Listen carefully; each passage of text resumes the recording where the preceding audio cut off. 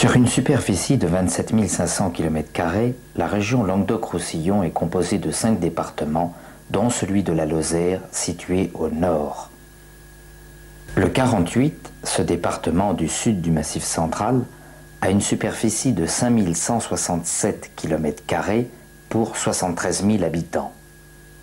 Administrativement, il est divisé en 2 arrondissements, Florac et Mende, qui est aussi le chef-lieu de département, 25 cantons et 185 communes. Parmi toutes ces communes, nous allons découvrir plus particulièrement la petite ville de Marvejols. Située à un peu plus de 600 mètres d'altitude, elle est entourée de montagnes qui vont s'adosser à des massifs importants atteignant plus de 1000 mètres. Voici l'Aubrac, plateau compact raclé par les glaciers, véritable éponge de tourbe et de sable. Au nord-est, c'est la chaîne de la Margeride, barrière toute granitique. Le sud voit le commencement des tables d'Écosse, domaine des calcaires. Et sur 8 km, 7 ruisseaux viennent alimenter la rivière de la Colagne. Maintenant, découvrons cette cité où convergent les vallées.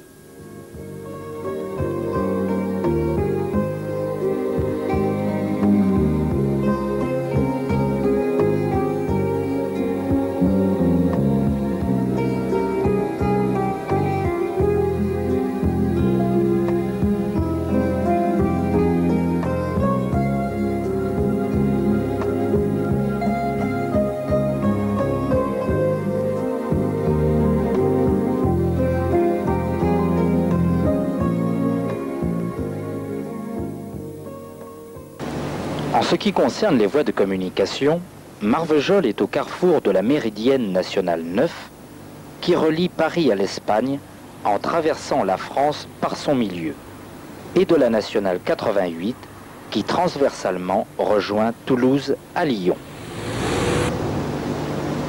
D'autre part, ici le chemin de fer est présent. C'est la ligne du Paris-Béziers via Clermont-Ferrand qui dessert la localité.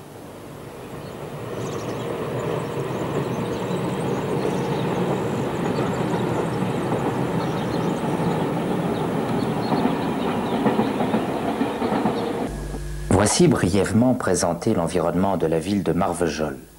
Cette vue rapide va nous permettre de comprendre pourquoi la cité s'est créée et a subsisté.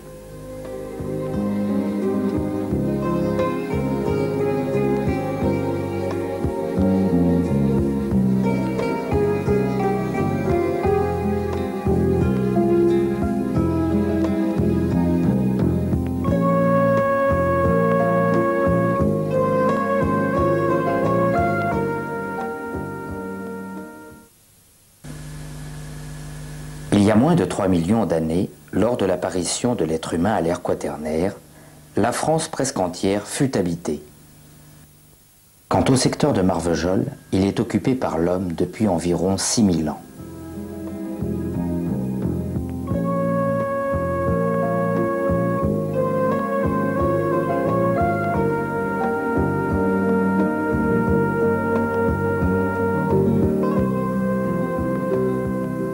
Durant la première période préhistorique, caractérisée par l'invention et le développement de l'industrie de la pierre, l'homme de l'époque paléolithique a laissé quelques traces de son existence en Lozère. Cette race très sauvage et très misérable de la pierre taillée habitait des cavernes. Malheureusement, nous n'avons pas de connaissances précises sur l'être paléolithique lozérien. À l'époque néolithique, vers le 5e millénaire, apparaît une nouvelle race humaine. Cette race de pasteurs et d'agriculteurs s'est attachée au sol du Massif central. Elle a domestiqué le cheval, le bœuf, le mouton et le porc. Ces hommes de l'âge de la pierre polie ont été les premiers à fabriquer de la poterie. Ils ont apporté avec eux des idées et des croyances nouvelles. Ils ont enseveli leurs morts dans des dolmens. Dolmens du plateau du Poujoulé, du terroir de la Champ, mais la mise en valeur du terrain les a recouverts pour créer les champs.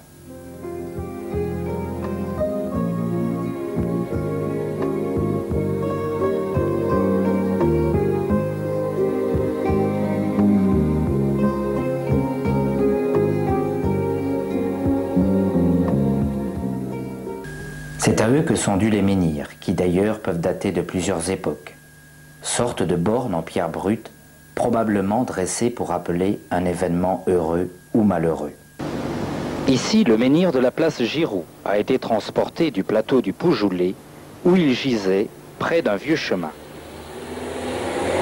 Et c'est ainsi que les métaux remplacèrent la pierre dans la confection des instruments et armes. Au temps de la conquête de la Gaule, la Lozère était occupée par les Gabales, clients des Arvernes. Marvejols ne pouvait avoir grande importance à cette époque, mais elle existait. Si l'on recherche l'origine du mot, on est obligé de se confronter à la toponymie celtique. Maros signifie grand. Et Ialos, lieu, espace découvert. On aurait donc grand espace découvert ou grande clairière. La Gaule fut occupée par les Romains 52 ans avant Jésus-Christ.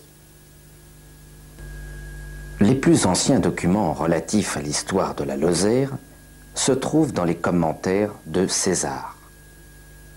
De la présence de la nouvelle civilisation, celle des Gallo-Romains, bien des traces demeurent.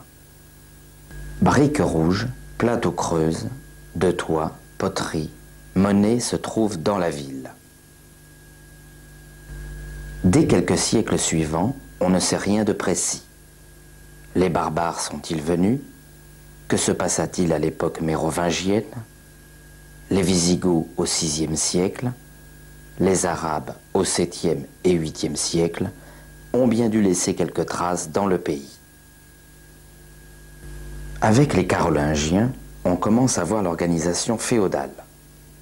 Des fonctionnaires à la fois militaires et civils furent installés. Et c'est en 1060 que Guy Gosselin, seigneur de Marvejols, modeste village sans doute, en cède une partie au monastère de Saint-Victor de Marseille. C'est la première mention historique connue.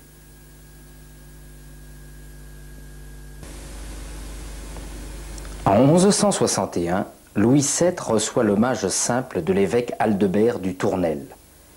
Ce fut la Bulle d'Or, charte la plus ancienne. Les croisades freinent les incursions des barbaresques. Les villes grandissent dans une paix relative. Pour Marvejols, ce dut être le cas. Vers le XIIe siècle, artisans et commerçants riches obtinrent des franchises. Impôts, liberté collective. Dans la nouvelle commune, c'est l'essor des travaux de la laine, des draps, des poteries, du fer, du cuivre, du bois, du cuir. Syndic ou consul l'administre. Cette semi-autonomie favorisa l'évolution de la cité. La ville faisait partie du royaume d'Aragon, par mariage depuis la première moitié du XIIe siècle. Des relations se créent avec l'Espagne. La croisade des Albigeois 1209-1229 semble peu influencer le Gévaudan. Sauf l'arrivée de dominicains en 1230, moines créés pour combattre l'hérésie cathare. À la même date, le troubadour Bernard Sicard de Marvejols s'élève contre la guerre civile qui a détruit le Midi. 1307, l'acte de paréage. Pour vous en parler, voici M. Jean-Paul Mazot, président de la section parisienne de la Société des Lettres, Sciences et Arts de la Lozère. Signé en 1307 par le roi de France Philippe le Bel et l'évêque de Mende Guillaume VI Durand, demeure un des actes essentiels de l'histoire du Gévaudan, puisqu'il régentera ce pays pendant près de 5 siècles, exactement jusqu'à la Révolution française. Et c'est un aboutissement. Un aboutissement du processus entamé en 1161, année où Aldebert III du Tournel se rend à Paris rendre hommage au roi de France. Et en contrepartie, Louis VII lui octroie la bulle d'or qui reconnaît implicitement un certain pouvoir temporel de l'évêque de Mende sur son diocèse. Entre ces deux dates, 1161 et 1307, la vicomté de Grèze, vicomté dont dépendait Marvejols, par le jeu des alliances matrimoniales et des successions diverses, avait transité dans le comté de Barcelone, puis dans le royaume d'Aragon, tomba en 1229 dans l'escarcelle du roi de France. Le roi prenait pied en Gévaudan. Durant les décennies suivantes, le pouvoir capétien ne cessa de s'affirmer. Et conscient du danger, les différents évêques de Mende, qui étaient tracassés par les ambitions des barons, manœuvrèrent pour conclure un accord. Redoutable juriste, Guillaume Durand arrivait à ses fins en 1307.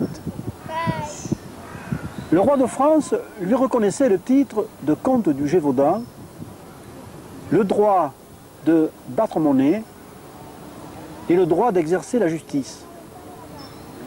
Le Gévaudan était divisé en 3. Le domaine épiscopal, Mende et ses environs immédiats, Sénaré, Chanac, quelques pointes en Aubrac et en Margeride, et des lieux en Cévennes et en Vallée française. Le domaine royal, essentiellement la vicomté de Grèze, Marvejols, Chirac, Lacanourgue, Nogaret. Quelques châteaux entre la vallée du Tarn, du Tarnon et de la Jonte. Et quelques possessions aussi en Cévennes et en Vallée française. Enfin, la terre commune, grosso modo, les possessions des barons. La justice, elle, sur la terre épiscopale était exercée par l'évêque de Mende, sur la terre royale par le bailli qui siégeait à Marvejols, et sur la terre commune par ce qu'on appelait la cour commune, formée de représentants de l'évêque de Mende et du roi de France. Une commission d'enquête se déplaça sur les lieux au mois d'août et de septembre 1307. Le procès-verbal, texte latin connu sous le nom de Foeda Gabalorum, des fiefs gévaudanais, demeure d'un intérêt considérable car c'est la photo exacte du Gévaudan au début du XIVe siècle. Mende, ville épiscopale, Marvejols, ville royale, les deux cités vont prospérer, se transformer et naîtra une rivalité qui perdurera pendant des siècles. Alors on peut se poser la question, quel est le perdant du mariage? La réponse est évidente. Ce sont les barons qui se virent privés d'exercer la haute justice sur leurs terres. Ces barons qui luttèrent énergiquement contre le pariage en intentant devant le Parlement de Paris un procès qui s'éternisera et qu'ils perdirent en 1341. Les gagnants, ils sont deux. Bien évidemment, l'évêque de Mende qui venait d'asseoir sur le Gévaudan son pouvoir temporel. Et le second gagnant, la monarchie capétienne. Une des conséquences indirectes de l'acte de pariage. Au XVIe siècle, lorsque le calvinisme gagnera les Cévennes, il se propagera aussi dans le Haut-Gévaudan. Sur ces terres royales, soustraite de l'influence de l'évêque. Et ce n'est pas un pur hasard. Si les deux principales villes royales du Gévaudan, Marvejols et Chirac, seront des points forts du protestantisme. Pendant la terrible guerre de Cent Ans, 1337-1453, le Gévaudan a vu souvent des incursions des routiers anglais. Déjà en 1332, Marvejols résista victorieusement. On éloigne les Anglais une fois, mais ils revinrent. Une garnison importante tient la ville à cause des Anglais qui désolent, ruinent et ravagent le Gévaudan. À la guerre s'ajoutait le cortège des fléaux habituels. Famine, épidémie, surtout la peste noire de 1348 qui décima la population. Les Anglais se rendent maîtres du Gévaudan en 1379 et en 1386, seule la ville s'oppose avec vigueur à la tyrannie étrangère et résiste avec succès. Le connétable Bertrand du Guesclin vient défendre le Gévaudan et délivre le pays. Mais il meurt en 1380 à Châteauneuf-de-Randon. Les armoiries de Marvejols existent depuis au moins le XVe siècle. Et le blason de la ville est d'azur au château à 3 tours d'argent, celle du milieu plus haute, le château ouvert, ajouré et maçonné de sable, accompagné en chef d'une main dextre, vêtue d'un gantelet d'argent, tenant une fleur de lys d'or. Lors de la Réforme, les progrès du protestantisme furent rapides en Cévennes et en Gévaudan. Marvejols a été évangélisé en octobre 1560 par Mallet, ministre de Milhaud. Un temple y fut construit. Ce succès est dû à la conversion du comte de Peyre, seigneur de la cité, qui épousa Marie de Crussol, protestante, et il adopta la nouvelle religion. Astor de Peyre, fils aîné de la famille, avait confié au capitaine Mathieu Merle le soin de s'occuper de l'armée dans son domaine.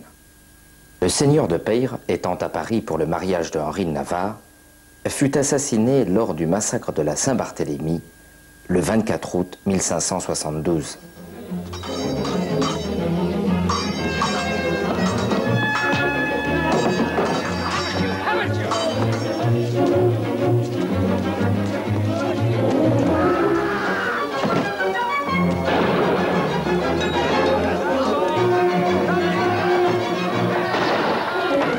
Le gouverneur du pays, de Saint-Vidal, ancien baron de Sénaré, catholique violent, veut détruire les centres de la religion protestante. L'évêque et des catholiques demandent du secours à Henri III pour anéantir Marvejols, jalousé par Mende comme ville riche. Le roi envoya son beau-frère et mignon préféré, le duc Anne de Joyeuse, descendant des Randons, un des 8 barons du Gévaudan. Celui-ci promet à son suzerain de raser toutes les villes des réformés, d'en exterminer les habitants, d'aller ensuite chercher le roi de Navarre, de tailler en pièces son armée et de le lui amener pieds et poings liés.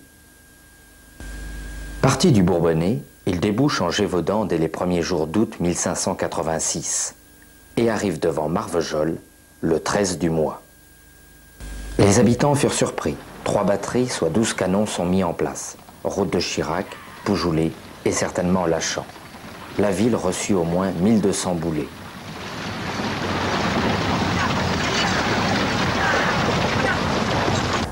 Marvejols capitule le 22 août 1586. Les clauses de la capitulation sont traitées avec de Saint-Vidal, très durement. Les gens pourront partir, mais sans rien prendre, et la ville sera pillée. Les habitants sortent comme convenu. Mal protégés, ils furent en butte aux soldats conquérants. Ce fut un massacre épouvantable. De plus de 5000 âmes, à peine en resta-t-il 500.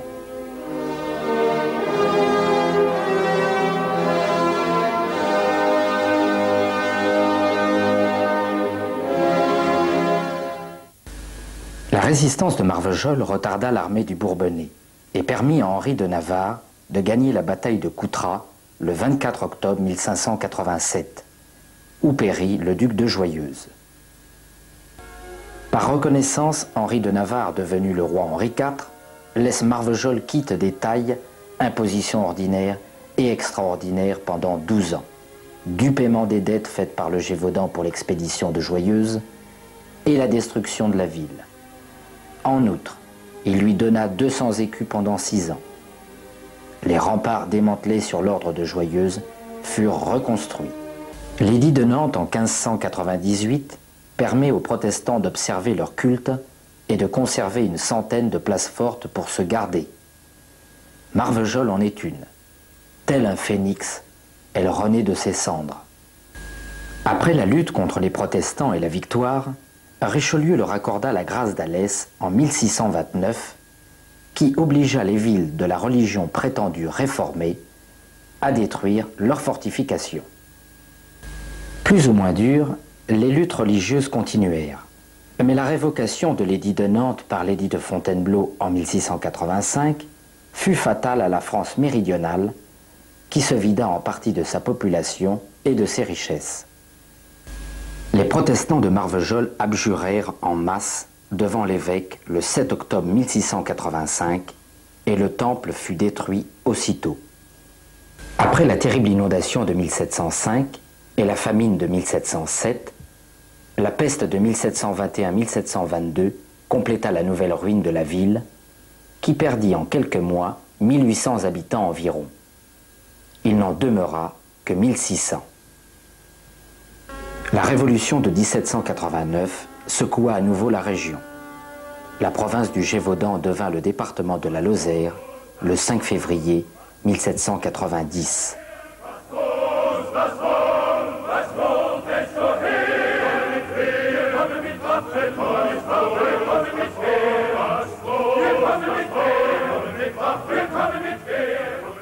À partir de ce moment, la Lozère suivit tous les régimes qui se succédèrent et ne se distingua pas des autres départements. Ce coup d'œil rapide montre tout de même qu'une petite ville, loin des frontières, a subi beaucoup de calamités. Et maintenant, promenons-nous dans Marvejols. Commençons par la gare. À l'époque, les ingénieurs de l'État et de la Compagnie du Midi s'accordèrent pour fixer l'emplacement de la gare de Marvejols sur le plateau du Ségala. Dominant la ville d'une quarantaine de mètres, ce site constituait un meilleur point de départ pour la future rampe vers les hauts plateaux.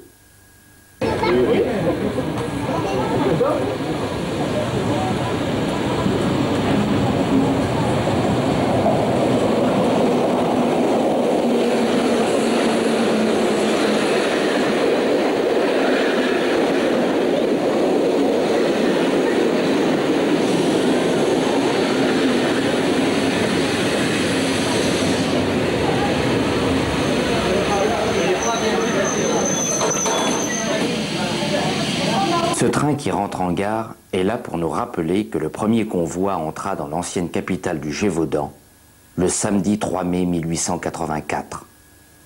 Marvejols était alors le terminus.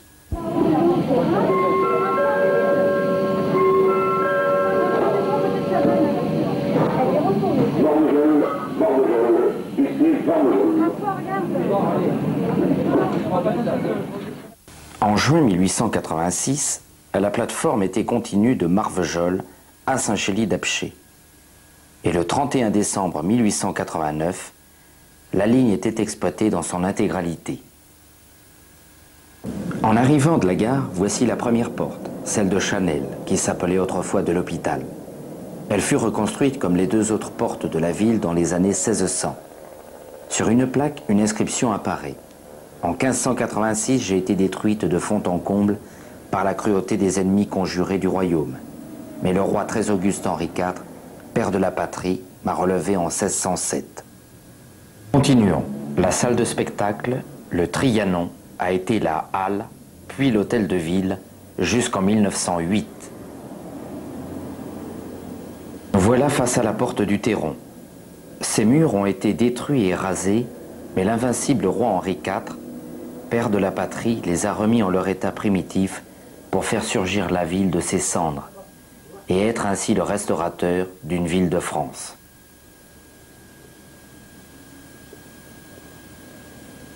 Voici la bête du Gévaudan, en plaque de bronze soudée. Le sculpteur Emmanuel Auricoste, d'origine marvejolaise, a dessiné cet animal fantastique, monstre qui symbolise bien la bête qui mangeait le monde. Elle fit une centaine de victimes et sema la terreur de 1764 à 1767.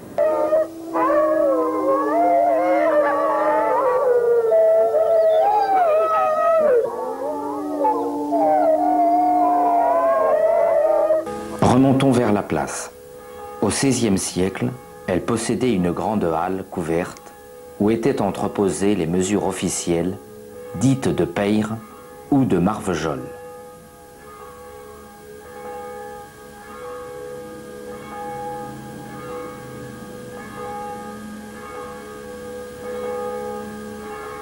La halle servait pour les marchés, les réunions publiques, pour annoncer les avis de la municipalité.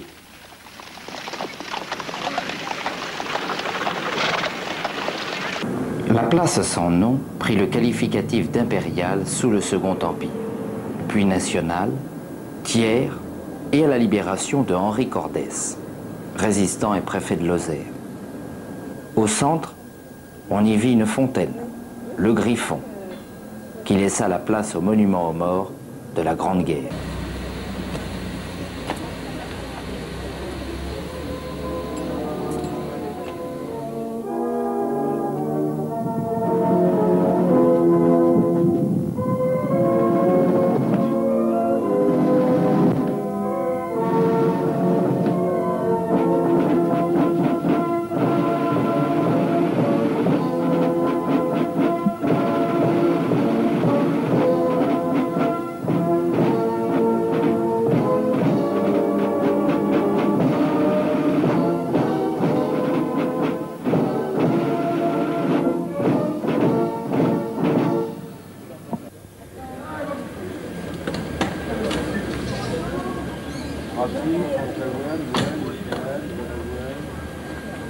À l'emplacement de la place Giroud s'élevait le temple protestant. Sur ces ruines, on construisit une maison qui, incendiée au premier quart de ce siècle, fut remplacée par un marché couvert. Celui-ci, n'attirant peu de personnes, fut finalement abandonné pour un parc à voitures.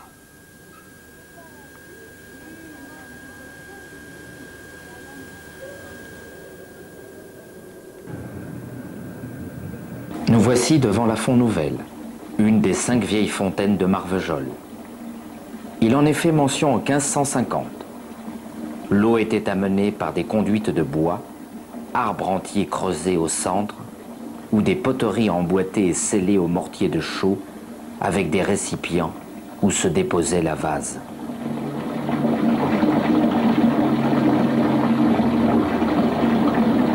Au nord, la porte du Soubairan. Une plaque rectangulaire en calcaire porte une inscription datée de 1606. Pour avoir déchassé l'anglais de ma province, je porte d'une main la belle fleur de lys. Pour avoir soutenu le grand prix mon prince, par feu, par fer, par sang, presque je défaillis. Mais or ce grand roi, faisant Astrée naître, dans le cœur des Français follement désunis, Maruège l'a brûlé, ainsi comme un phénix, a fait malgré le feu de ses cendres renaître. Dans les tours, ou tout contre les portes, étaient logés les maréchaux ferrants, forgerons, charrons et serruriers, qui étaient les locataires de la ville, avec leurs forges soufflées, enclumes, fumées et bruits. Au milieu de la place du Soubairan, sur 3 blocs de granit, se dresse la statue en pied et éperon de Henri IV, ancien protecteur de la ville. Elle est en bronze et signée par le ciseau particulier du sculpteur Auricoste. Dans l'axe du boulevard Saint-Dominique, le palais de justice, édifice moderne construit de 1838 à 1841. Un peu plus tard, on ajouta un étage, mais on remania la façade en 1856. Elle perdit ses 4 belles colonnes rondes et le balcon qu'elle soutenait. Malgré ces quelques transformations, le bâtiment a conservé un bon équilibre architectural de type néo-renaissance. L'édifice le plus haut est l'église collégiale de Notre-Dame de la Carse. Le vocable Notre-Dame de la Carse proviendrait d'un prisonnier de sang royal délivré par l'invocation à la Vierge. Cet édifice paraît être un contresens dans une région où abondent église romane et gothique. C'est le fait de sa reconstruction au XVIIe et XVIIIe siècle, époque du néoclassicisme gréco-romain de la Renaissance préconisé par les jésuites. L'église primitive ne fut érigée en collégiale qu'en 1410. Détruite en 1586, elle fut difficilement réédifiée sur le nouveau plan à partir de 1654. Autour des années 1850, on place des orgues, on construit une tribune, une chapelle dans l'ancien fossé, une sacristie. Son décor peint est lui aussi classique.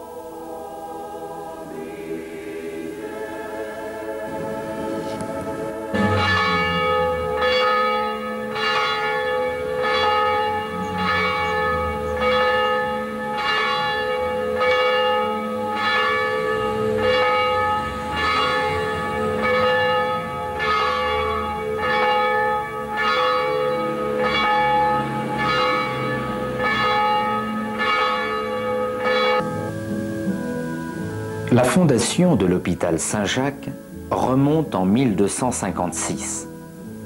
Et ce n'est qu'au début de ce siècle, en 1908, qu'on le transféra ici, boulevard Théophile Roussel. Voilà donc un des plus anciens établissements de Marvejols, qui s'est toujours maintenu contre vents et marées et qui n'a vraiment jamais manqué du nécessaire grâce à la générosité de la population. Pour nous parler d'illustres personnalités qui furent attachées à la ville de Marvejols et qui, de près comme de loin, marquèrent l'histoire, nous avons demandé à M. René Alla, historien local et membre de la Société des lettres, sciences et arts de la Lozère, de nous brosser quelques portraits. Saint-Lambert fut la propriété des Augustins qui construisirent leur couvent avant 1360 et ruiné en 1562. Les deux Framont de la Framondie viennent du Rouergue, s'implantent en Gévaudan en 1579 par mariage et deviennent seigneurs de Grèze où ils demeurèrent. Ils occupèrent le château de Saint-Lambert après l'union d'Antoinette de Retz de Malavielle et d'Alfred de Framont en 1853.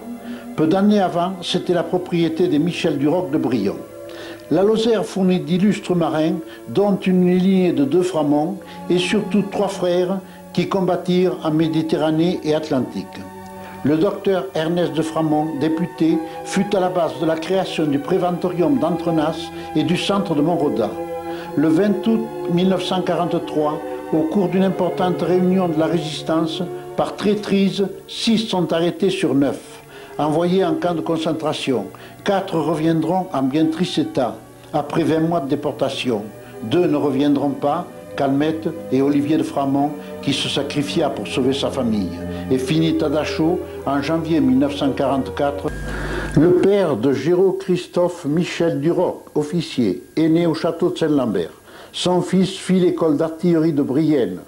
À Toulon, il se trouve avec Bonaparte qu'il apprécie et le garde comme aide de camp près de lui pendant toutes ses campagnes. En Italie, Égypte, Austerlitz, Wagram, il fut bon diplomate autant que bon militaire. Malheureusement, un boulet le blesse très grièvement après le combat de Wurzen et il mourut à Marskendorf le 22 mai 1813. Il fut pleuré par l'empereur, dont il était devenu l'ami et le confident. En 1804, il reçoit le titre de maréchal du palais. Il est duc de Frioul et grand cordon de la Légion d'honneur. En 1840, on dépose les restes de Napoléon Ier dans la crypte des Invalides et en 1847, ceux du maréchal Duroc.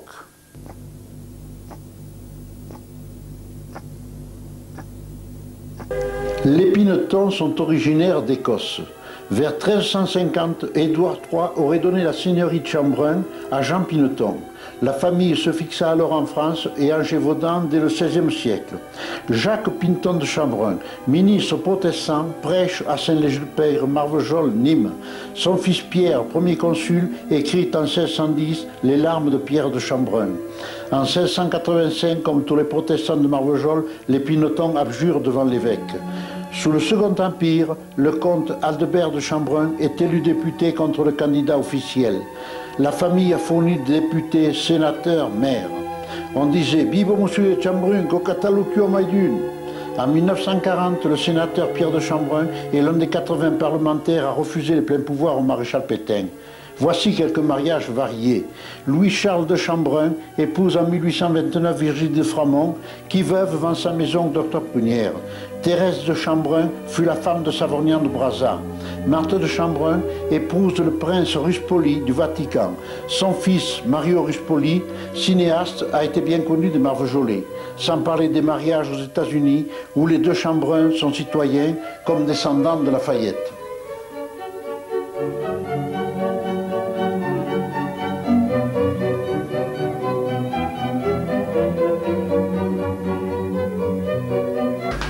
Lors de l'inauguration du buste de Pierre Savorgnan de Brazza au jardin public, un après-midi orageux, deux députés noirs du Congo sont venus présenter son action civilisatrice.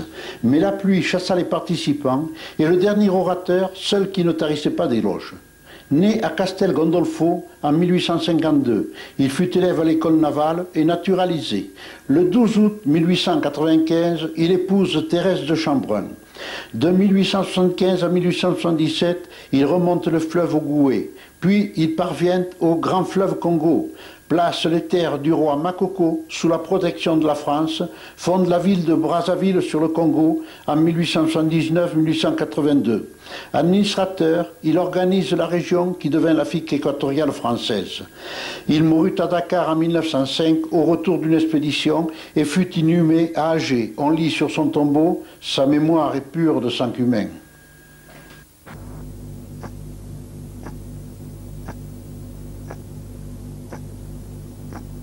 La famille Dumoulin, ou Dumoulin, habitait rue Chanel. Leur demeure touchait les remparts. Jacques Dumoulin était consul de la ville en 1619. Il fut le grand-père du célèbre docteur Jacques Dumoulin, quatrième enfant sur 8 de son père Aldebert, avocat et médecin à Marvejols. Né ici en 1666, décédé à l'âge de 89 ans à Paris en 1755. Médecin des rois Louis XIV et Louis XV, il sauva ce dernier d'une grave maladie à Metz en 1744, car il suivait le roi en guerre. Prescrivant la diète, l'eau et l'exercice, pratiquant les saignées, peut-être est-ce le docteur Sangrado de la Sage dans Gilles Blas de Saint-Iliane.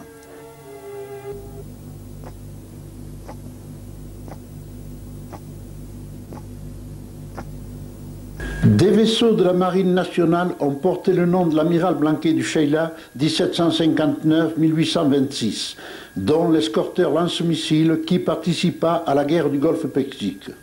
Daniel Castagnier a composé une importante documentation pour le du Sheila. En 1777, après des études d'officier de marine à Toulon, il embarque pour New York et guerroie contre les Anglais dans tout l'Atlantique. Il continue après 1789 en Méditerranée. En 1796, à 37 ans, le voilà contre-amiral. Pour l'expédition d'Égypte de Bonaparte, il prépare activement la flotte à Toulon. À Aboukir, en 1798, blessé grièvement, il ordonne « Tirez toujours, le dernier coup peut être celui qui nous rendra victorieux ». Certainement par jalousie, il fut injustement discrédité près de Bonaparte, ce dont il souffrit le restant de sa vie. Actuellement, la filiation est assurée par l'amiral Dalle.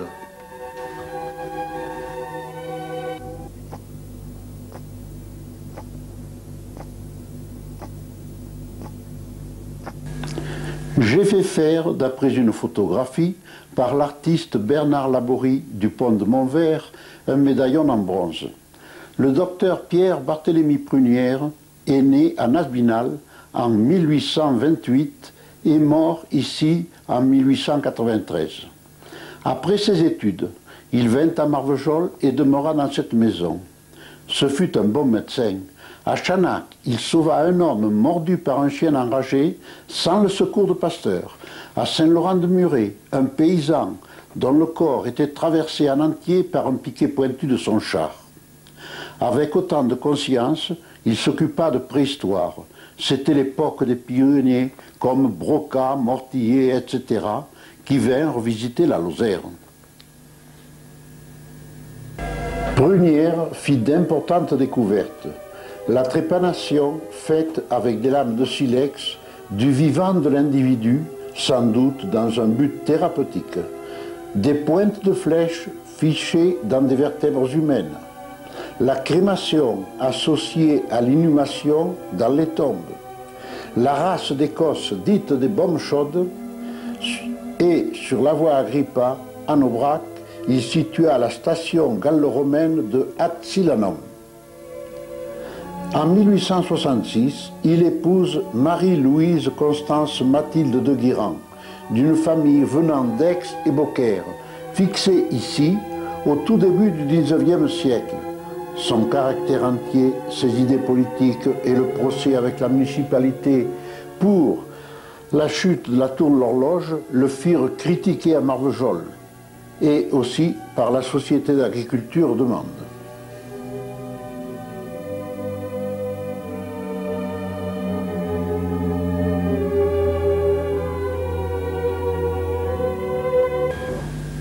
En 1869, la tour de l'horloge, construite sous Henri IV, s'écroula de ses 35 mètres de hauteur au pied du docteur, causant de graves dégâts. Ceci est fait d'après un croquis de l'époque. Pensant que la Vierge l'avait sauvé, le docteur fit construire une niche dans le mur restant de la tour. Il y plaça une statue en bronze qu'il donna ensuite aux sœurs de la Visitation et remplaça par une autre en plâtre.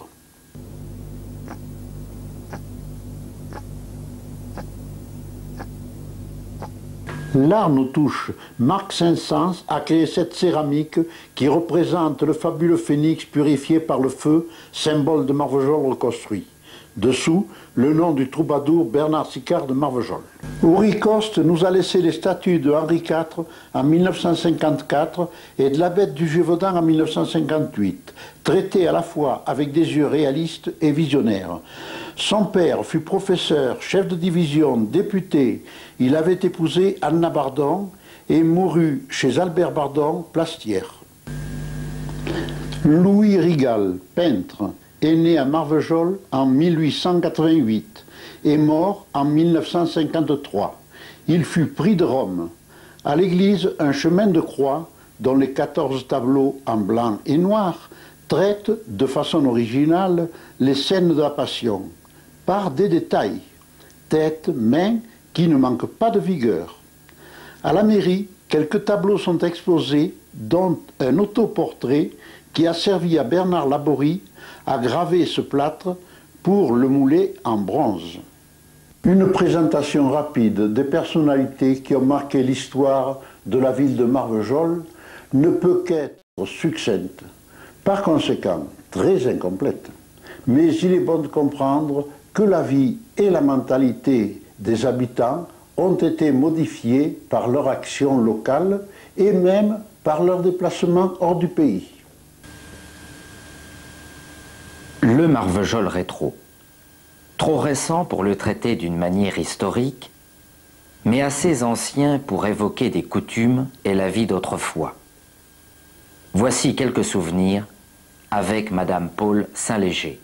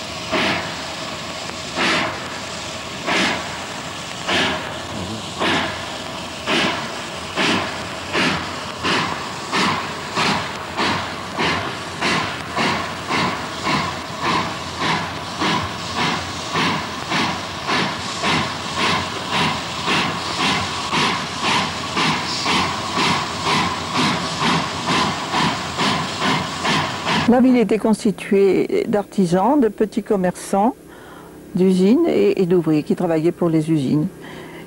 Et la vie était ponctuée par les marchés, les foires, les fêtes religieuses, car la religion tenait une très grande place dans la société.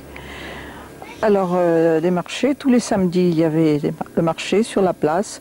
Là, les paysannes apportaient leur beurre, leur fromage, leurs œufs. Et le beurre était vendu en mottes. Et les mottes n'étaient pas pesées par les paysannes. Elles étaient pesées sur place. Et chacun goûtait la motte. Chacun goûtait également son fromage.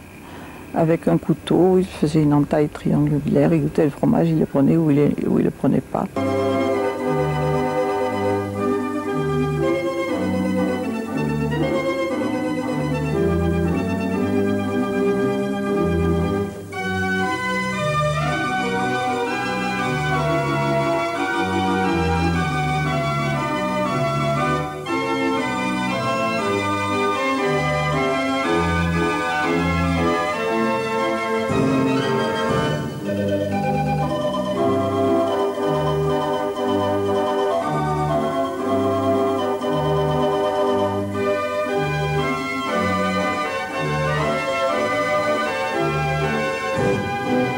Il y avait la foire du 17 janvier, qui était la foire des cochons gras. Les gens achetaient leur porc et les tuaient le lendemain. Ils les saignaient dans les rues de la ville. On entendait des cris. C'était pour beaucoup la fête parce que c'était de la nourriture assurée pour l'hiver. Ensuite, il y avait la foire du 13 mars ou la foire du Bel Mars, c'était la foire de la sauvagine. On apportait les paysans apportaient les peaux des bêtes sauvages qu'ils avaient tuées. Il y avait des renards, des fouines, des martres et des putois. Et puis après il y avait les foires d'automne. Dans l'été il y avait quelques foires également. Et puis après il y avait les foires d'automne. Les foires d'automne, il y en avait deux très importantes, la foire de la Saint-Michel et la foire de la Saint-André. Là, les paysans venaient vendre leur bois, des chars de bois, et le marché avait lieu à ce qui est aujourd'hui la bête du Gévaudan, je crois. Et quand ils avaient vendu ce bois, avec cet argent, ils allaient acheter quelques provisions pour l'hiver, de la morue, du café, du sucre.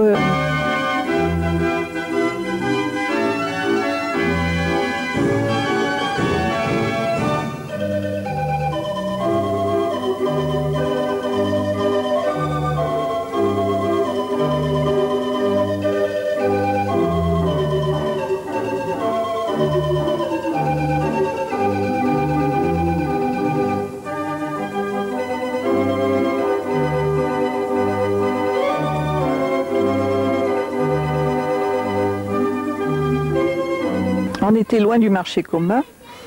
Les gens vivaient du produit de leur ferme et des produits du pays.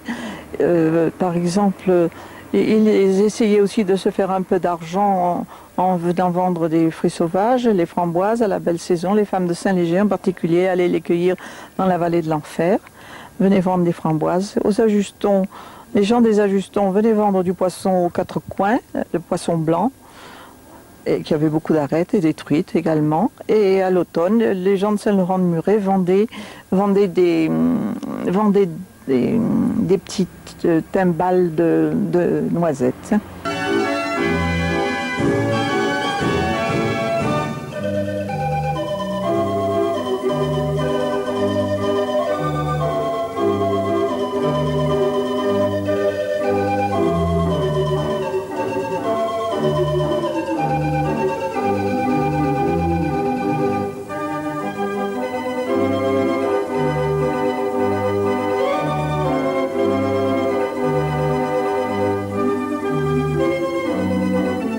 La plupart des gens possédaient également leurs vignes, où ils faisaient leur vin, c'est ce qu'on appelait le vin de ville. C'était une fête chaque année, la fête des vendanges. Alors on pressait le vin, on le laissait fermenter. Au bout de quelques temps, on le tirait et avec ce qu'il restait, ce qu'on appelait la dratch, on le faisait distiller par un bouilleur de cru qui venait chaque année en novembre, et on faisait de l'agnole. Et les gens, dans l'hiver, buvaient un verre d'agnole après le repas, ou à l'occasion d'une fête, ils buvaient un verre d'agnole.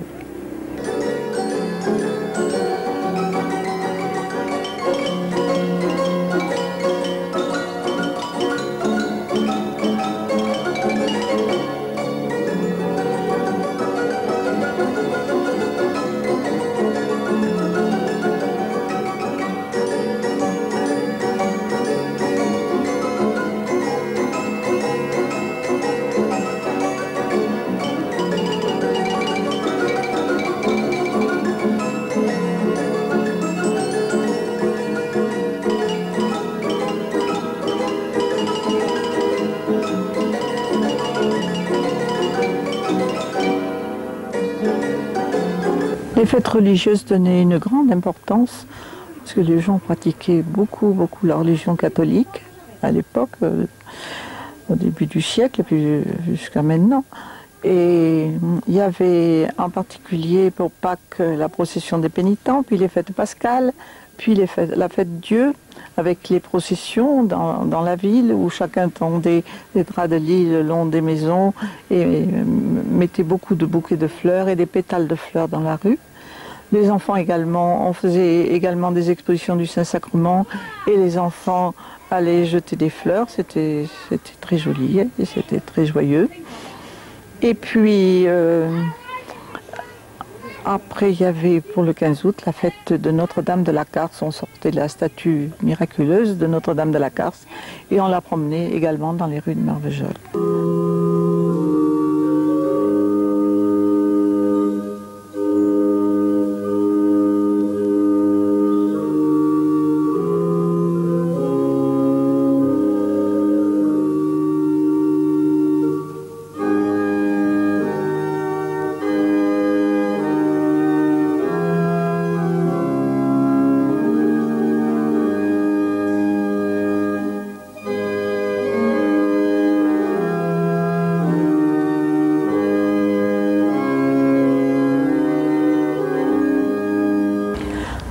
Alors, les gens n'avaient pas de machine à laver. Ils lavaient leur petit linge à la maison, chez eux, avec des lessiveuses. Et pour les draps de lit, ils avaient des troussons importants. Ils les laissaient accumuler. Et au bout d'un certain temps, ils louaient une femme, une laveuse qui...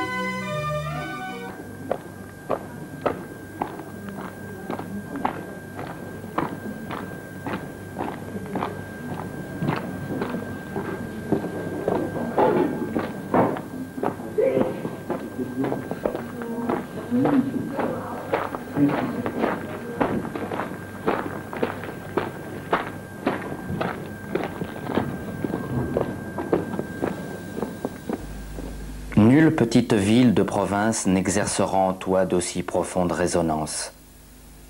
La beauté d'une ville est chose aussi mystérieuse que la beauté d'un être. Nos cités sont secrètes, il faut savoir les conquérir lentement.